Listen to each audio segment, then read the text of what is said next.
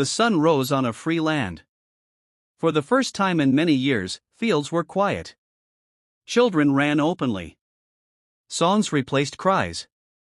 Everywhere Gideon went, people praised him. "Rule over us," they said. "Be our king." Gideon shook his head. "I will not rule over you," he replied gently. "Jehovah is your ruler." He remembered the night before the battle. He remembered his promise.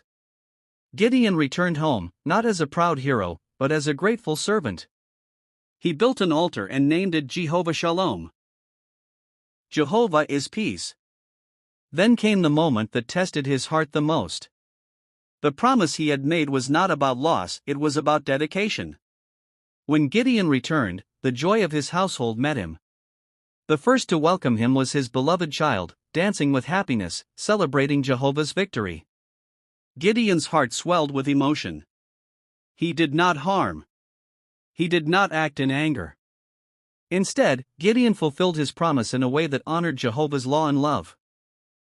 He dedicated what was most precious to him to Jehovah's service, a life devoted to God's ways, set apart with honor. It was not an ending of sorrow, but a beginning of purpose. Years passed. Israel enjoyed peace for 40 years. Gideon judged the people wisely.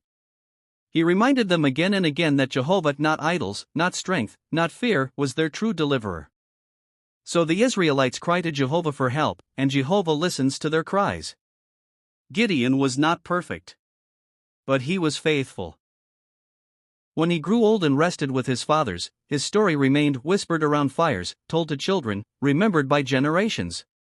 Not the story of a fearless man, but the story of an ordinary man who trusted in extraordinary God. It teaches children that fear does not stop God from using us. It reminds adults that promises to God matter. It shows families that faith, humility, and obedience bring peace. It proves that victory comes from Jehovah, not human strength.